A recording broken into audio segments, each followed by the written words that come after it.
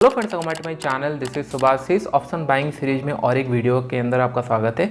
आज के एपिसोड के अंदर हम लोग डिस्कशन करेंगे विक्स के ऊपर। लास्ट टाइम हम लोगों ने डिस्कशन किया था स्ट्राइक प्राइस के ऊपर।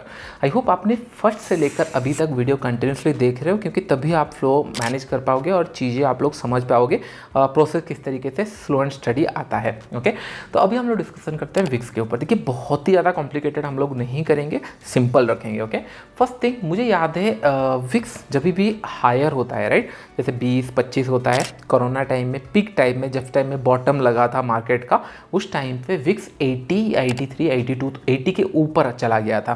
दैट मीन्स उस टाइम पे एट द मनी में प्रीमियम, अगर जितने लोग प्रीवियस हिस्ट्रिकल चार्ट जानते हैं या ट्रेड किए उनको पता होगा, एट द मनी पे एक्सपायरी डे पे भी 400-500 रुपये का प्रीमियम से स्टार्ट होता था। या फिर आप बोल सकते हो नॉन एक्सपायरी डे पे, जैसे थर्सडे से अगर स्टार्ट हुआ होगा, 1000, 800, 700 इस तरीके के प्रीमियम में स्टार्ट होता था, क्योंकि विक्स बढ़ गया है। तो इतना आपको समझ में आया, विक्स जब भी बढ़ेगा स्ट्राइक प्राइस के प्रीमियम बढ़ते जाते हैं। बस इतना आपको फोकस रखना है, ज़्यादा कुछ नहीं। तो दैट मीन्स जब भी विक्स बढ़ेगा, वॉलेटिलिटी बढ़ेगी और प्रीमियम बढ़ेगा। उससे होता क्या है, इमेजिन करो आपका अगर विक्स अभी 25, 30 या 40 तक पहुंच गया है, एट द मनी पे एक्सपायरी डे पे भी या फिर नॉन एक्सपायरी डे पे 400-500 रुपये में प्रीमियम स्टार्ट होगा।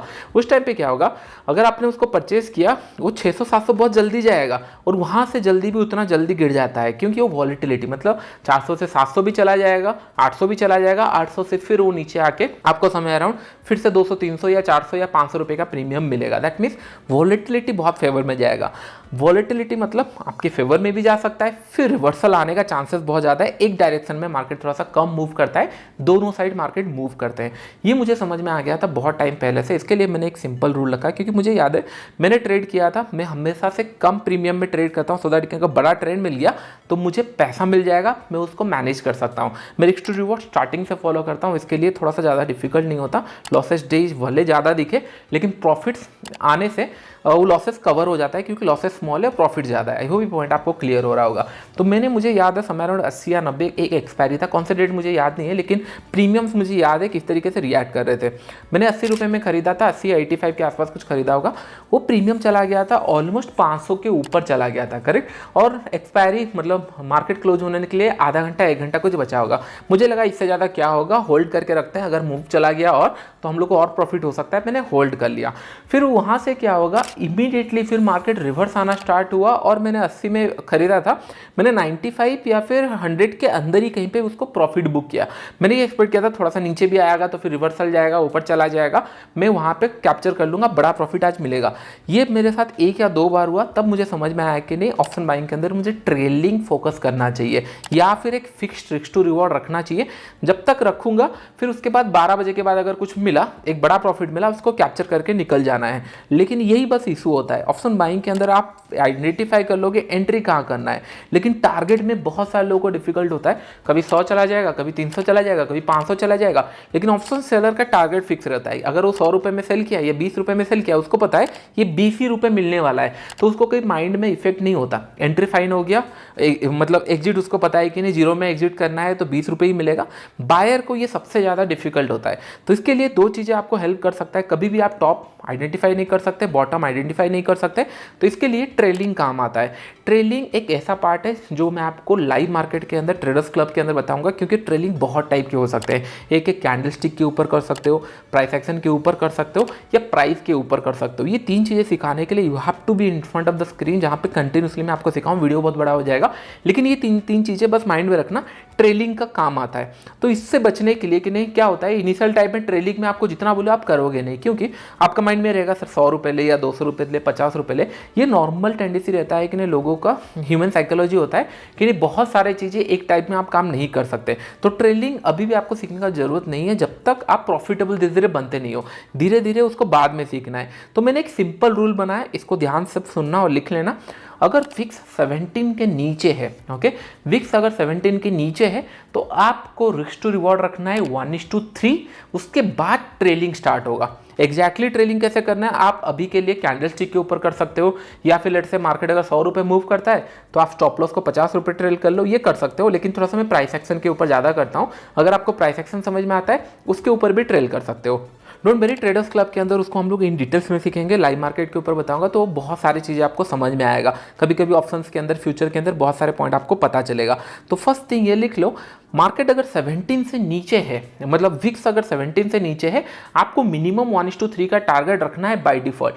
मैंने आपको 2-4 महीने पहले एक लाइन बताया था, अभी गोल्डन पीरियड चल रहा है ऑप्शन बायर के लिए, क्योंकि विक्स 10, 12, 13, 14 रुपये चल रहा है। दैट मीन्स बहुत ज़्यादा कुछ प्रीमियम है नहीं एट द मनी, मतलब आपको 100 रुपये का प्रीमियम एक या दो स्ट्राइक प्राइस अहेड पे मिल रहा है, दैट टू कि बैंक निफ्टी के अंदर। और बैंक निफ्टी 500 से 1000 पॉइंट कभी भी मूव कर सकता है। अगर आप गलती से ये 500-1000 पॉइंट अगर कैप्चर कर ले तो एक प्रोसेस फॉलो करके, फिर आपको आने वाले टाइम में 3 महीने 4 महीने के लिए कोई टेंशन लेने का जरूरत नहीं है, क्योंकि 500 पॉइंट अगर कैप्चर हो चुके हैं, आप हर दिन अगर 30 रुपये 40 रुपये लूज भी करते हो तो भी आप उसको बहुत दिन तक ट्रेड करके सस्टेन कर सकते हो, और बीच बीच में फिर छोटा छोटा प्रॉफिट आता रहेगा, एंड फिर एक दिन आपको फिर बड़ा प्रॉफिट मिल जाएगा, फिर आप सर्वाइव कर लोगे। आई होप ये पॉइंट आपको समझ में आ रहा होगा।